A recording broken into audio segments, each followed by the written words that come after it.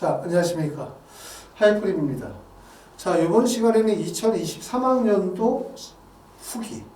자, 2023학년도 전교육과정 해외 이수자 후기 모집에 대해서 설명을 좀 드리도록 하겠습니다. 자, 후기 모집은 아시는 것처럼 이제 3월경부터 대부분의 대학들이 후기 모집을 시작을 하거든요. 자, 지금쯤 이제 후기 모집 생각하시는 분들은 이제 하나씩 준비하고 있을 텐데, 후기 모집에 대해서 설명을 드리고, 더 아울러 2024학년도의 변경 사항에 대해서 간단히 정리하고, 후기 모집에 대해서 한번 설명을 좀 드리도록 하겠습니다. 특례는 사실은 매년 조금씩 변화들이 좀 많아요. 그렇죠? 변화를 많이 겪고 있는 것 같아요. 국내 입시보다는. 그러다 보니까 여러 가지 주목할 부분들이 많이 있는데, 먼저 핵심적인 사항 몇 가지 한번 보도록 하면, 우리가 특히 12년 특례에 초점을 맞춰서 좀 설명을 드리면, 두 번째, 한국의대 같은 경우는 12년 특례에서 서류평가 100% 방식에서 면접 100% 방식으로 바꿨습니다. 그리고 면접은 인터넷 면접 영상 업로드 형식으로 진행을 해요.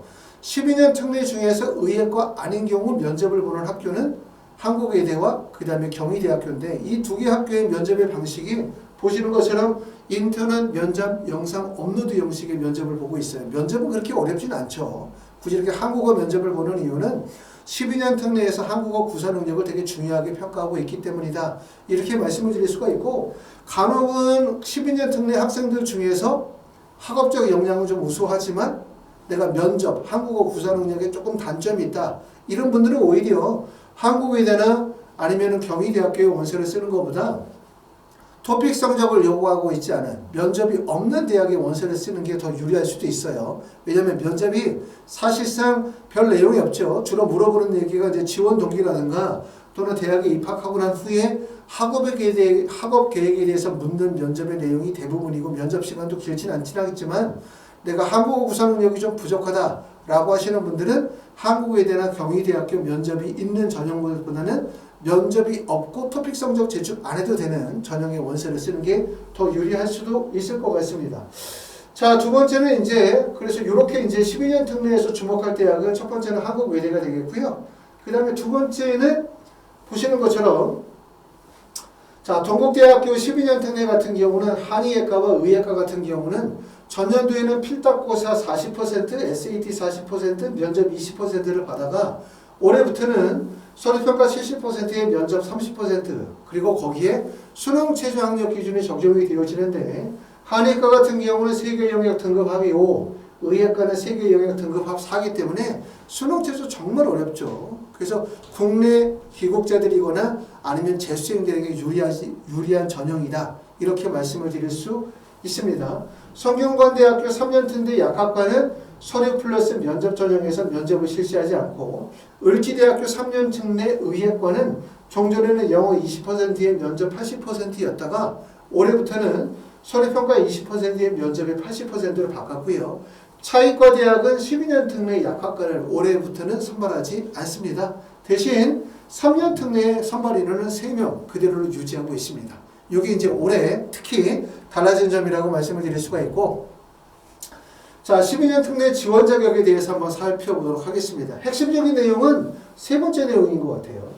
2023학년도 3월 수시 모집 합격자, 이게 최초 합격이든 추가 합격이든 간에 수시 모집에 합격한 사람은 등록 여부나 수시 모집 잔여 횟수와 상관없이 9월 입학에 지원하실 수가 없습니다. 그렇기 때문에 여러분이 이제 2023학년도 전기 모집에 원서를 썼다가 만약에 합격을 했다면 이번에 수시 모집에서는 9월 모집에서는 지원하실 수가 없어요. 하지만 내가 원서를 썼다가 불합격했다. 그리고 총 6번의 원서 지원 중에서 1회나 2회 정도 횟수가 남았다고 한다면 그 남아있는 횟수만큼을 후기 모집에서 지원하실 수가 있습니다. 자, 일정은 지금 서울대학교가 전년도 기준으로 보면 보통 대학들이 후기 모집에 대한 모집 요강을 대략적으로 한 달 정도 전에 발표가 되어지기 때문에 전년도에 전형 일정을 바탕으로 해서 우리가 대충 준비하시면 될 것 같은데, 서울대학교는 2023학년도 2022년 3월 2일, 작년에는 3월 2일부터 3월 7일이었고 연세대학교는 3월 16일부터 3월 25일, 고려대학교는 3월 4일에서 3월 10일, 그 다음에 성균관대학교는 3월 14일에서 3월 24일, 서강대학교는 4월 11일에서 4월 15일이고요. 한양대학교는 4월 11일에서 5월 4일, 중앙대학교는 3월 22일부터 4월 20일이기 때문에 지금서부터 이제 적극적으로 준비하시면 될 것 같고요. 이게 이제 2023학년도 후기이기 때문에 2023학년도 전기와 동일하게 모든 대학들이, 고려대학을 제외한 대부분의 대학들이 자기소개서의 제출을 요구받고 있습니다. 자, 등록 인원을 한번 살펴보도록 하게 되어지면 주목할 점은 뭐냐면 해마다 등록 인원이 계속 다르다는 거예요. 그리고 여기에 나와 있는 등록 인원은 3월 입학이라고 보시면 되겠죠. 서울대학교는 2022학년도에 3월 입학에서 선발한 인원이 64명입니다. 그리고 2021학년도에는 70명. 연세대학교는 3월 입학에서 193명을 선발했는데 그 전년도에는 360명을 뽑았어요. 인원이 많이 줄었죠. 그게 이제 코로나의 영향도 많이 있을 것 같고요. 두 번째는 이렇게 모집 인원이 변동이 되어지는 게 12년 특례는 정원 외선발, 정원 외선발이기 때문에 정원 외선발의 특징은 뭐냐면 학생들끼리의 경쟁을 통해서 학생을 선발하는 방식이 아니라 어찌 보면은 그 학생이 가지고 있는 학업의 적합성을 대학에서 판단할 때 이 정도의 학업적 역량이면 충분히 공부할 수 있어. 이 정도의 학업적 역량이면 국내에 들어와서 한국 생활에 전혀 문제 없고 대학 생활에 아무 문제 없고 공부할 의지가 뚜렷해 라고 하는 적합성을 되게 중요하게 본다. 이렇게 보시면 될 것 같아요. 그렇기 때문에 결국은 모집 인원의 변화가 생기는 점들은 아까 말씀드렸던 것처럼 코로나로 인해서 해외 유학생이 좀 줄었다. 이것도 하나의 영향. 두 번째는 뭐냐면 결국 학업의 적합성에 따라서 결국은 선발 인원이 차이가 있을 수 있기 때문에 그 변화가 있을 수도 있겠다. 이렇게 말씀을 드릴 수가 있고, 고려대학교는 58명, 서강대학교 56명, 성균관대학교 202명, 한양대학교는 209명, 중앙대학교는 76명 정도를 선발했는데 이렇게 보시는 것처럼 매년 선발 인원의 차이가 있고요. 자, 하단에 보시면 2022학년도 해외고 졸업자 선발 인원, 해외고 졸업자라고 한다면은 12년 특례, 3년 특례 다 합친 인원이라고 말씀을 드릴 수가 있는데 서울대학교 해외고 졸업자의 선발 인원이 82명이더라고요. 그럼 이 82명 안에는 12년 특례 학생들도 있을 거고 서울대학교는 3년 특례가 없기 때문에 그냥 해외에서 고등학교를 졸업하고 원서를 쓰시는 분들 있다고 보게 되어지면 82명이기 때문에 전기에서 뽑은 인원이 64명이다. 이렇게 보면 후기에서 뽑는 인원이 사실 그렇게 많지는 않겠다라고 하는 걸 충분히 예상할 수 있을 것 같고요. 연세대학교는 473명, 그러니까 여기서 보시면은 191명인데 473명이기 때문에 결국은 12년 특례뿐만 아니라 3년 특례 또는 특례 전형뿐만 아니라 해외고등학교 졸업자까지 합친 인원을 생각하게 되어지면 비교적 전기가 후기보다 조금 더 많은 인원을 선발한다. 이렇게 보기 때문에 후기의 선발 인원이 전기보다는 다소 적은 인원을 선발한다고 이해하시는 게 좋을 것 같습니다. 자, 평가 방법은 아까도 말씀드렸던 것처럼 12년 특례는 정원의 선발이에요. 정원 내 선발은 대학에서 20명을 뽑겠다. 근데 지원한 학생이 대략적으로 한 100명 정도 지원했고 경쟁률이 약 5대1이다. 라고 하면 그 5대1, 5명 중에 1명이 뽑는 거고 결국 학생들끼리의 학업적 우수성을 비교평가하여 선발한다. 이렇게 보시는 관점이라고 한다면 정원 외 선발은 대략적으로 선발 인원이 정해져 있죠. 선발 인원이 정해져 있지만 그 선발 인원만큼을 100% 선발하는 것이 아니라 학생의 학업적 역량과 학업적 적합성이 강조가 되어지는 거예요. 그렇죠? 이 정도의 학업적 역량이라면, 이 정도의 준비 정도라면 한국 생활에 또는 해당 학교의 학과에 충분히 학업을 할 수 있다라고 하는 평가가 있으면 선발이 이루어질 수 있다는 얘기이기 때문에 여러분들이 꼭 관심 있게 보셔야 되는 점들은 뭐냐면 내가 과연 내가 지원하는 대학, 내가 지원하는 학과에 과연 타당하고 준비가 되어져 있는가 라고 하는 것을 대학에서 정말 평가할 것인가, 이걸 잘 봐야 돼요. 내가 가고 싶은 대학, 가고 싶은 학과에 원서를 쓰는 게 아니라는 점을 제가 다시 한번 꼭 말씀을 드립니다. 하지만 보통 특히 이제 12년 특례나 3년 특례 외국에서 생활하고 국내 대학 오시는 분들은 국내 입시와 좀 다른 점이 있어요. 국내 입시는 대부분 본인이 가고 싶은 대학, 가고 싶은 학과도 중요하지만 합격에 대한 부분을 많이 염두에 둬가면서 원서를 쓰는데 특히 3년이나 12년 특례 원서를 쓰시는 분들은 본인의 희망, 또 본인이 가지고 있는 장래 희망, 본인의 진로와 관련이 되어진 대학이나 학과를 선정하다 보니까 결국은 특정 대학, 특정 학과에 몰리는 경우들이 상당히 많습니다. 그렇기 때문에 내가 만약에 거기에 대해서 충분한 학업 역량을 갖추고 있다면 당연히 붙을 수 있지만, 근데 내가 볼 때 다른 학생들과 견주어서 다소 학력적으로 또는 학업적 우수성이 부족하다고 생각하게 되어지면 학과 변동을 통해 가지고 합격을 이끌어내도록 하셔야 되거든요. 그러니까 전략적 원서 지원이 반드시 필요하다. 이런 점을 꼭 말씀을 드리고 싶습니다.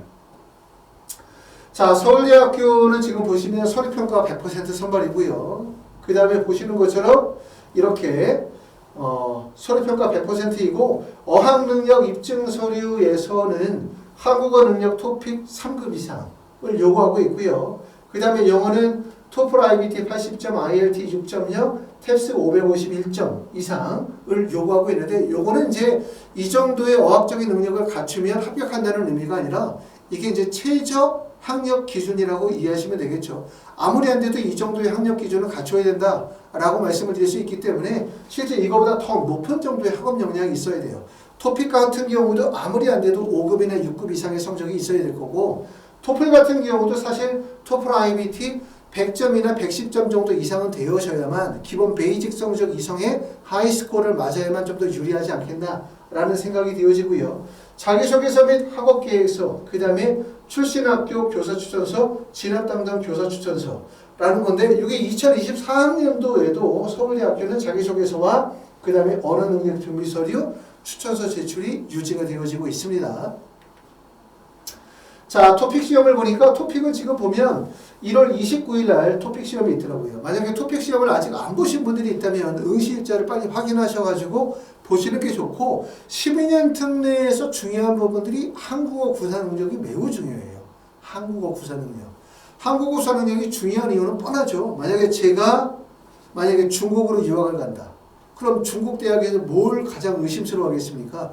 얘가 과연 중국에 와서 과연 중국 생활을 잘할 수 있고 또 학업을 충실하게 이행할 수 있을 것이냐 라고 하는 것을 되게 고민하게 될 거고, 그럼 거기에서 꼭 요구하는 게 바로 뭐냐면 중국어 어학 능력이 되게 중요한 합격의 기준이 될 가능성이 되게 높아요. 마찬가지죠. 그렇기 때문에 한국의 대학에 오신다, 더군다나 12년 특례라고 하는 것은 해외에서 정교육 과정을 다 이수하신 분들이기 때문에 가록에 따라서는 12년 특례를 해외에서 다 이수하셨다 하더라도 한국어를 되게 잘하시는 분들도 계시지만 한국어 구사 능력이 떨어지시는 분들도 계다 보니까 결국 대학에서는 한국어 구사 능력을 매우 중요한 합격의 지표로 볼 가능성이 높다. 그렇기 때문에 꼭 갖추시는 게 좋다. 가급적이면 5급 이상의 한국어 구사 능력을 갖춰야만 된다. 이렇게 말씀을 드릴 수가 있고요. 고려대학교는 어학능력 자격 기준이 폐지가 되어졌습니다. 폐지가 되어졌다 해서 결국은 토픽 성적이 의미가 없다라는 것은 아닙니다. 폐지가 되어졌다 하더라도 12년 특례에서의 토픽 성적은 매우 중요한 학력지표라고 말씀을 드릴 수가 있습니다. 자기소개서도 제출하지 않습니다. 성균관대학교도 어학능력 기준은 폐지가 되어졌고요. 그리고 마찬가지로 자기소개서도 제출하지 않습니다. 자, 서강대학교를 보시게 되어지면 서강대학교도 어학능력 기준이 폐지가 되어졌지만 자기소개서는 제출이 되어지고 있고요. 그 다음에 한양대학교도 어학능력 기준은 폐지가 되어졌고 자기소개서는 제출합니다. 말씀을 드렸었던 것처럼 토픽 성적이 또는 토익 성적이 토플이나 어학 관련에 되어진 서류 제출이 폐지가 되어졌다고 해서 토플 성적이나 또는 토픽 성적이 의미가 없는 것이 아니라 폐지가 되어졌지만 실제 토플 성적이나 토익 성적, 어학 관련된 서류는 합불에 되게 중요한 서류라는 점을 꼭 말씀을 드리고, 그렇기 때문에 내가 만약에 12년 특례로 해서 상위권 대학에 합격을 하고 싶다라고 하면 미리 잘 준비하시는 게 도움이 되실 것 같습니다. 자, 중앙대학교는 어학능력 기준에 대한 자격 조건을 별도로 명시하고 있지 않고 자기소개서 제출이 이루어지고 있습니다. 자, 학생들이 대부분 다 학과들이 몰리는 경향들이 많아요. 아까도 말씀드렸던 것처럼 12년 특례의 가장 특징 중에 하나는 뭐냐 이렇게 말씀을 드리면 가고 싶은 대학, 가고 싶은 학과에 원서진이 몰리는 경우들이 상당히 많다. 내가 가고 싶은 대학이나 학과에 원서를 써서 붙을 수 있는 정도의 학업 역량을 충분히 갖추고 있으면 그냥 과감하게 원서를 쓰면 되겠죠. 하지만 실제 모든 대학에서 학업 역량을 다 갖출 수는 없어요. 내가 서울대, 연세대, 고려대, 서강대, 성균관대, 중앙대까지 다 합격할 수 있다? 더군다나 내가 만약에 쓰려는 학과가 여기서 전기전자를 쓰려고 한다면 전기전자는 일반적으로 자연계에서 최상위 학과죠. 컴퓨터나 전기전자를 많은 학생들이 선호하기 때문에 모든 대학은 컴퓨터나 전기전자를 원서를 다 쓴다라고 하는 것은 사실 전략적이지 못하거든요. 그렇기 때문에 본인이 가지고 있는 스펙, 또 본인이 가지고 있는 역량, 우수성을 보고 난 다음에 지원하시게 되어질 대학들의 학과 선정을 신중하게 하실 필요가 있을 것 같습니다. 지금 보시는 거는 고려대학교 모집 단위를 보고 있는 건데 보시는 것처럼 문과 같은 경우는 대부분의 학생들이 주로 어디에 많이 몰립니까? 저기 보시면 경영학과에 원서 지원이 많이 몰리겠죠. 상위권 학생들은 경영학과에 많이 몰리거나 아니면 이쪽으로 보시면 주로 심리학과 또는 자유전공 같은데 또는 미디어학부나 국제학부 쪽에 많은 학생들이 상위권 학생들이 집중이 되어지는 걸 알 수 있죠. 내가 좋아하면 다른 학생들은 더 좋아합니다. 그렇기 때문에 결국은 이렇게 내가 고려대학교 상위학과에 원서를 쓰게 되어지면 경쟁을 피할 수가 없어요. 그죠? 불합격할 가능성이 되게 높다는 얘기죠. 자연계 학생들은 주로 어디에 쓰겠습니까? 보시는 것처럼 기계공학과 여기 많이 몰리겠죠. 두 번째 전기전자 여기도 몰리는 지점이라고 말씀드릴 수가 있고요. 의예과는 당연하고요. 의예과는 물론 우리가 후기 부지에서 선발하지 않으니까 컴퓨터 과학과라든가 데이터 과학과라든가 이와 관련이 되어진 학과에 대부분의 학생들이 몰릴 가능성이 높고 선호도가 떨어지는 지점은 화학과라든가 지구환경과학과라든가 뭐 건축이라든가 뭐 산업경영이라든가 이런 학과들은 비교적 말씀드렸었던 컴퓨터라든가 기계나 전자라든가 이런 학과에 비해서는 선호도가 낮은 과다 이렇게 말씀을 드릴 수 있기 때문에 우리가 대학 결정하고 학과 결정하게 되어질 때 조금 더 신중한 결정을 통해서 원서 지원이 이루어지는 게 좋지 않겠나라는 생각이 듭니다.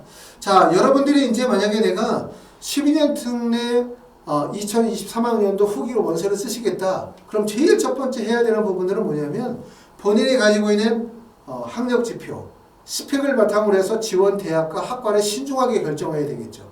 말씀드렸던 것처럼 가고 싶은 대학, 가고 싶은 학과라만 원서를 쓰는 것이 아니라 대학의 입장에서 생각할 때 과연 내가 가지고 있는 우수성과 타당성은 과연 어느 학과에 타당성이 있느냐 이걸 좀 더 객관적으로 분석하실 필요가 있고 그렇게 해서 대학이나 학과가 결정이 되어지고 나면 두 번째는 뭐를 해야 돼? 자기소개서를 써야 되겠죠. 그 자소서를 통해서 본인이 가지고 있는 활동의 우수성, 활동의 과정, 또 노력의 과정들을 솔직하고 진솔하고 역량 있게 보여줘야 되겠죠. 이를 통해서 본인이 가지고 있는 우수성을 최대한 이끌어낼 수 있도록 해야 되고 두 번째는 활동증빙 목록표 활동증빙 서류가 있습니다. 서류 준비를 되게 잘해야 돼요. 3년 특례나 12년 특례는 특히 이제 제출 서류가 워낙 많기 때문에 서류를 어떻게 잘 꾸미느냐라고 하는 게 학벌에 매우 중요한 요소다 이렇게 보실 수가 있고 더군다나 많은 나라 다양한 지역에서 학생들이 오다 보니까 결국 서류가 학벌에 매우 중요한 점이라는 점을 꼭 알아두셔야 될 것 같습니다. 자, 이렇게 해서 이제 우리가 12년 특례 2023학년도 후기 원서 접수에 대한 부분 좀 설명을 드렸고 영상이 좀 도움이 되셨기를 바라고요.